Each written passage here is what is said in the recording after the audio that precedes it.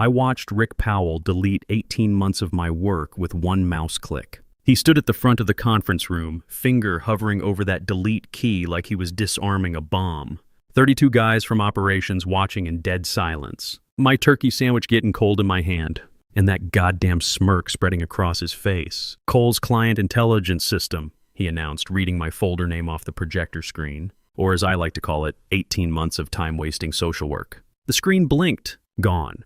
Every piece of operational intel I'd gathered, every client note that had prevented contract losses, every driver insight that had improved delivery efficiency, deleted like it never existed. "No need to clutter the server with this fluff," Rick said, scanning the room. "Let's stick to real metrics next quarter." That's when my phone started buzzing in my jacket pocket. Unknown number, but something told me to check it anyway. The call that changed everything. But let me back up. You need to understand how I got to that moment, watching my commanding officer, because that's what Rick thought he was, execute my work in front of the entire team. 18 months earlier, I joined Brooks Logistics as a freight coordinator. 8 years Navy logistics, 2 tours managing supply chains in places where one missed delivery could cost lives. Figured civilian freight would be straightforward after coordinating equipment drops in Afghanistan. Wrong. First week nearly made me quit. Route tracking, delivery confirmations, client complaints, same problems cycling through every week like a broken record. Equipment delays at construction sites, timing conflicts at manufacturing plants, frustrated drivers dealing with unreasonable customers. Nobody connecting the dots, nobody preventing the same failures from repeating. Rick Powell was already my supervisor then. MBA from some prestigious school, ran operations like a factory assembly line. If it wasn't in the manual, you didn't touch it. Simple rule. Follow protocols, hit metrics, don't improvise. But I started noticing patterns that reminded me of convoy operations overseas. When your intelligence is bad, people get hurt. When you don't understand the human factors affecting your mission, equipment fails and objectives get missed. A crane operator calling in sick every Friday.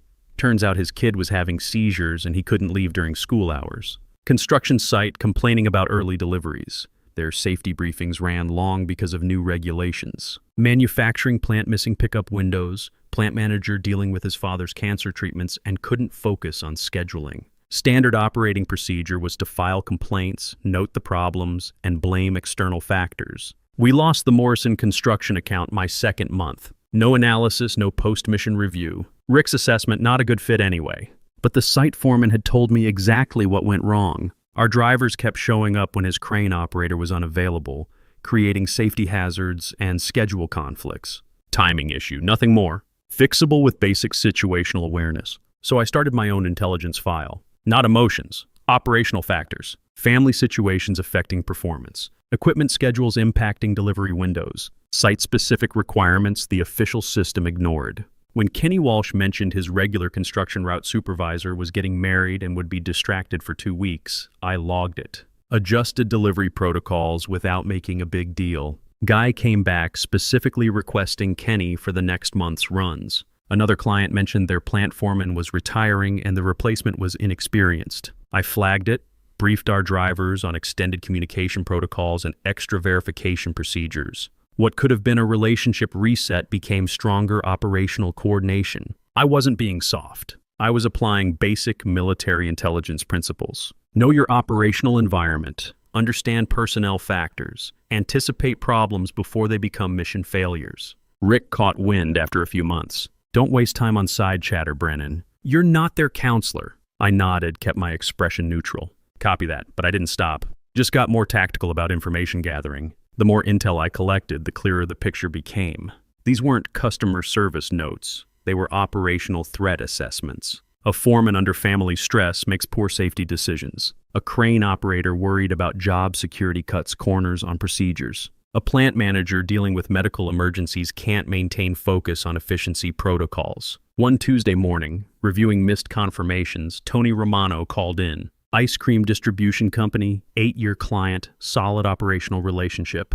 But something in his voice sounded different. Flat, distracted. "Order numbers look off," he said. But his tone carried that 1,000-yard stare I recognized from guys dealing with personal casualties. While we worked through the logistics, he mentioned it casual like, "My old man passed last week." Just stated it like weather data. then kept talking delivery schedules. After the call, I updated his client profile, family bereavement, father deceased. Recommend flexible billing timeline, avoid pressure tactics next 2 weeks. Then I did something Rick would have written me up for. Sent a simple card. Nothing fancy, thinking of you and your family during this time. Cole at Brooks Logistics. Month later, Tony upgraded to our premium express service. No rate negotiation, no promotional pressure. Just signed the contract and said, appreciate you guys being solid. That's when I understood this wasn't guesswork anymore. This was operational intelligence producing measurable results. The real test came with Maggie O'Brien's vineyard operation. High maintenance account, boutique winery in Oregon. Delivery delays triggered her like incoming mortars. She'd once threatened to terminate our contract because a shipment of custom bottles arrived with minor damage. Weather delays hit her route hard 1 month. She filed a formal complaint that could have cost us the entire West Coast wine distribution contract. I called her directly, provided detailed situation report, acknowledged impact on her production timeline, then mentioned I'd seen the trade magazine feature on her latest vintage. Impressive achievement for a small operation. Nothing excessive, just demonstrated we understood her business beyond delivery schedules. Her response, you actually read that article. Week later, she upgraded to climate-controlled premium service. No sales pressure, no promotional offers. This wasn't customer relations. This was strategic intelligence application producing quantifiable operational improvements. My phone was still buzzing in that conference room, Rick still smirking at the empty screen where my work used to be.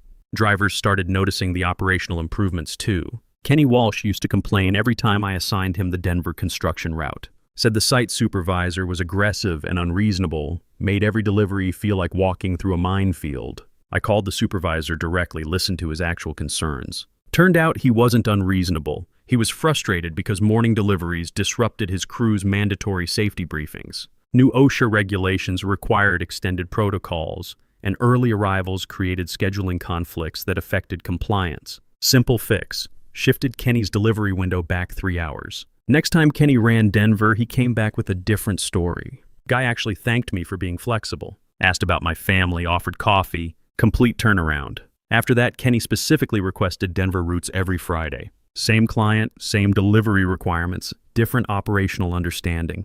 They weren't stupid. The drivers, the clients, the site supervisors, they all recognized when someone was paying attention to operational reality instead of just following standard protocols. But Rick Powell noticed too. During our quarterly review, he pulled me aside. This popularity contest approach you're running, Brennan, it's not professional. It's not scalable. I kept my expression neutral. Client satisfaction scores are up 38% in my sector. That's not the point. He stepped closer, trying to establish dominance through proximity. Classic corporate intimidation tactic. You're making this department look unstable. Clients shouldn't expect emotional hand-holding. Operational intelligence isn't emotional, Rick. It's tactical. His jaw tightened. Stick to standard communication protocols. No more improvisation. I nodded, copy that. But the results kept coming. Client retention improved, delivery efficiency increased, driver satisfaction scores went up across all my routes. Hard to argue with quantifiable operational success. When the annual regional meeting rolled around, I had a pretty good idea what was coming. Big conference room, stale coffee, Howard Lancaster in his standard Navy blazer delivering corporate updates. I sat with the operations team, watching PowerPoint slides about fuel costs and route optimization. Then Howard clicked to the performance metrics screen. Sharp blue chart, line shooting upward at a steep angle. Client satisfaction has improved 41% across the Pacific Northwest region, he announced.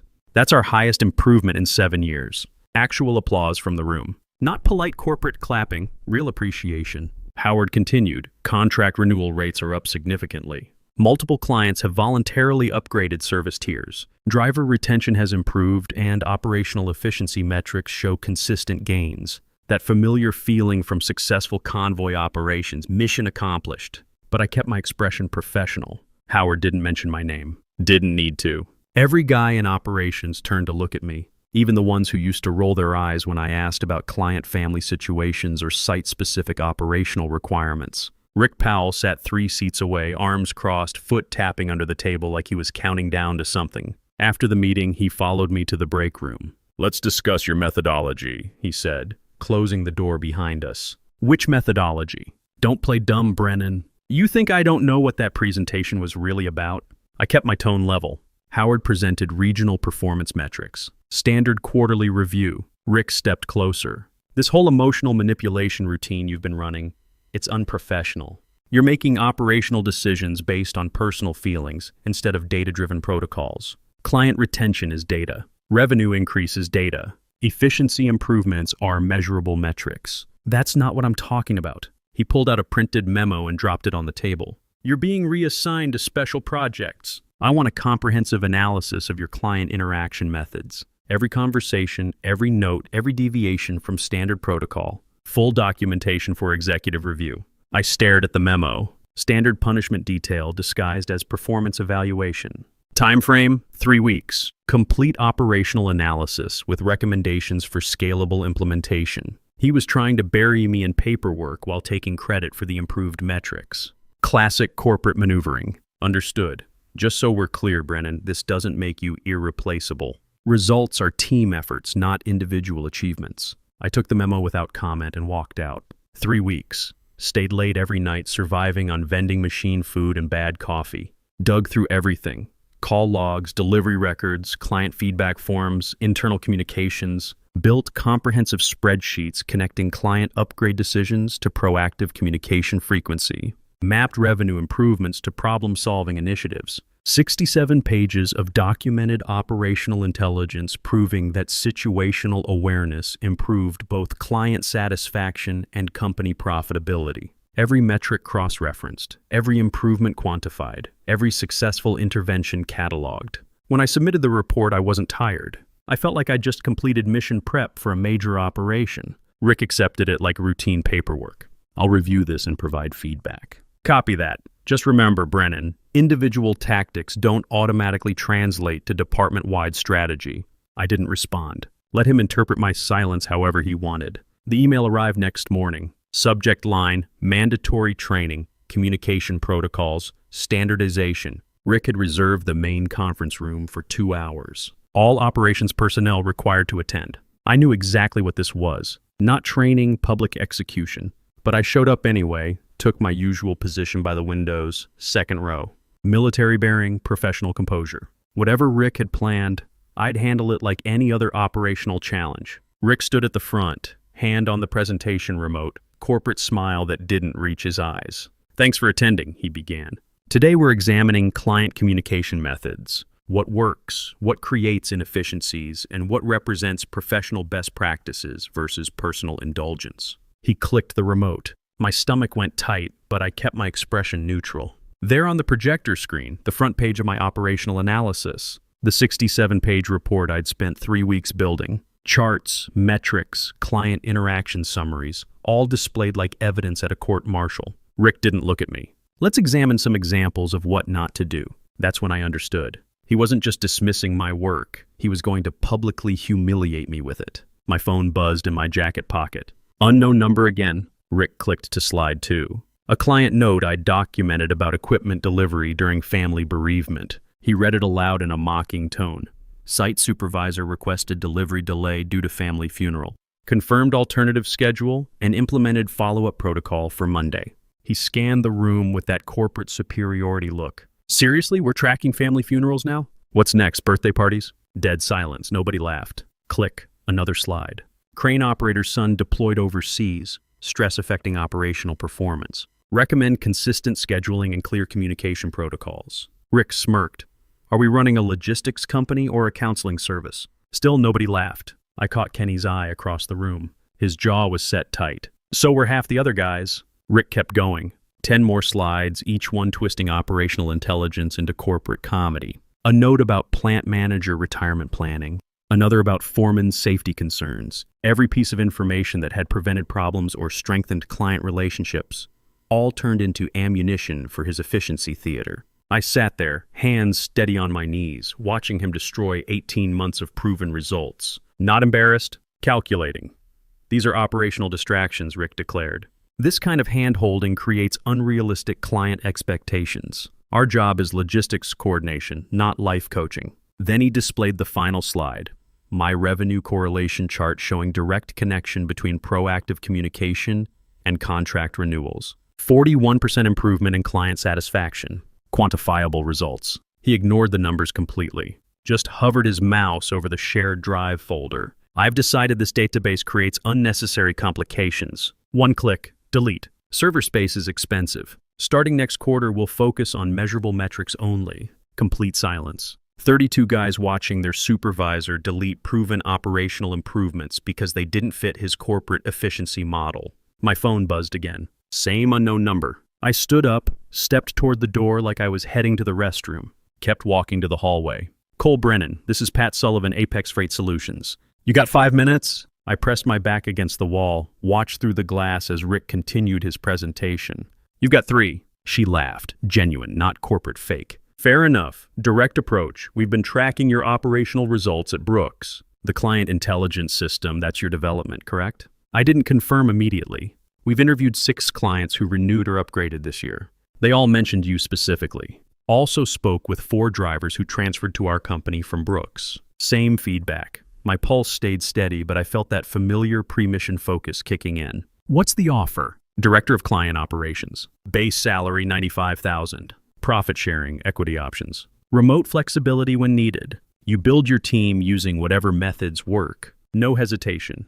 You asking me to bring client data or internal information? Negative. Just asking you to keep being exactly who you are. That was it. No extended sales pitch, no multi-round interview process. Just someone who understood operational value without needing a PowerPoint presentation. I accept. Contract's ready for digital signature. Can start Monday if you want. Send it! I hung up and walked back toward the conference room. Rick was still talking about streamlined communication protocols and standardized efficiency metrics, like he hadn't just eliminated the system that produced their best quarterly results in 7 years. I stepped into the projector light and faced the room. Same calm I'd felt before convoy operations in hostile territory. Clear thinking, decisive action. Quick announcement, I said, voice carrying to the back wall. Rick's mouth snapped shut. I'm resigning from Brooks Logistics. Effective immediately. Half the room looked confused. The other half looked like they were processing tactical intelligence they hadn't expected. Rick forced that executive laugh. That's not how resignation procedures work, Brennan. You'll need to submit a proper documentation through human resources. I pulled out my phone, opened the contract, turned the screen toward him. Apex Freight Solutions, director level, already signed. He reached for my phone like he had authority to review it. I pulled it back. I don't need your approval, Rick. From the corner, Howard Lancaster stood up without saying a word, straightened his blazer and slipped out of the room like he wanted no part of what was about to happen. Rick stepped forward, trying to regain control. You can't just abandon your responsibilities without proper transition procedures. Watch me. I turned back to the team. For anyone interested in working somewhere that values operational intelligence over corporate theater, you know how to reach me. I didn't wait for responses. Walked out with the same bearing I'd used leaving fire-based briefings. Mission complete, moving to next objective. The elevator opened at Apex Freight's downtown office. Clean space, industrial design, people moving with purpose instead of corporate fear. Every person I passed nodded like I'd already earned my place there. Pat Sullivan came out of her corner office with both hands extended. Welcome to your operation, Cole. My office had real walls, not cubicle partitions. Nameplate read Director of Client Operations. I dropped my gear, opened a new spreadsheet, and started building operational protocols. 2 hours later, my phone rang. Didn't recognize the number, but the name made me sit up straight. Maggie O'Brien, The Vineyard, Cole Brennan. Knew you'd answer direct, she said, relief obvious in her voice. Didn't have to navigate some phone tree maze. What can I do for you, Maggie? Don't suppose Apex handles high-maintenance wine operations that need specialized logistics and actually competent coordination? No sales pitch needed. You know my operational methods. Exactly why I'm calling. By the end of that conversation, we were designing a custom logistics package. Hour later, Tony Romano called. Said my name appeared on LinkedIn, wanted to see if I'd landed somewhere that understood operational excellence. Didn't even need to explain Apex's capabilities. He wanted to transfer his entire Midwest distribution network. Third call came from a regional equipment company that had been lukewarm with Brooks for years. Never provided feedback, never upgraded services, minimal communication. Cole, the operations manager, said, "You're the coordinator who remembered my plant supervisor was dealing with his wife's cancer treatments." Rodriguez, dialysis schedule, Tuesdays and Thursdays. Silence for 3 seconds. Then, how quickly can we move our contracts to Apex? By end of week 1, I had 7 contract transfers in progress. No cold calling, no pressure sales. just clients who remembered what professional logistics coordination actually looked like. Meanwhile, intelligence started filtering back from Brooks Logistics. Rick was scrambling, trying to implement damage control protocols. He'd started sending personalized outreach emails to key clients, except they weren't actually personalized. Standard templates with mail merge fields that half the time contained wrong information. One client forwarded me Rick's email with a note. "Thought you'd find this interesting." Subject line read, "We miss working with you, but referenced equipment that company hadn't used in 2 years. Another mentioned a plant supervisor who'd transferred to a different facility 6 months ago. Templated efficiency meeting operational reality. Results were predictable. Word travels fast in logistics circles. Apex didn't offer discount rates or pressure sell premium services, but industry feedback was spreading. They actually understand operations kept appearing in trade forum discussions and LinkedIn comments. Every time someone called me, they came in already convinced. They remembered the crane operator's name, the plant supervisor's schedule changes, the foreman's safety protocol concerns. All I had to do was answer the phone and deliver what I'd always delivered: attention to operational factors that actually affected their business success. By week 4, Pat stopped looking surprised when quarterly projections came in. 52% growth, she said, reviewing her tablet. Month-over-month client acquisition. I was finalizing another onboarding protocol checklist. Give it 2 more weeks. Maggie's expanding her distribution network into California, and Tony just asked about exclusive routing arrangements for his Colorado expansion. She grinned. "Cole, you're not building a client roster. You're building an operational network." She wasn't wrong. Halfway through first quarter, contract transfers kept accelerating. Small regional accounts, medium-sized distributors, then the major accounts that really got industry attention. Maggie's vineyard operation and Tony's ice cream distribution both formally terminated their Brooks contracts. Maggie posted on LinkedIn the same day.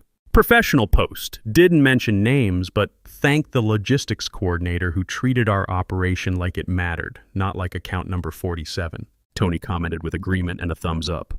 Pat walked over that afternoon and stuck a note to my monitor. "Keep executing." Same day, someone forwarded me another Brooks email. This one from Rick himself, offering temporary rate reductions and personalized attention from senior management. Standard corporate panic response. Nobody replied. Not one client. 3 months in, industry gossip confirmed what I'd expected. Brooks was hemorrhaging contracts across multiple sectors. Rick had been called into emergency board reviews twice in 1 week. One of my former colleagues texted late one evening, "You didn't hear this from me, but the board's investigating operational decisions from the past year." I'd heard enough. Rick had tried claiming I was actively recruiting Brooks clients, but the timeline was clear. Every contract I'd signed, every call I'd taken, clients had initiated contact. Most within hours of that conference room demonstration, some the same day. The operational data cleared me completely. Same data buried Rick's defense. Month later, Pat handed me a printout during morning briefing.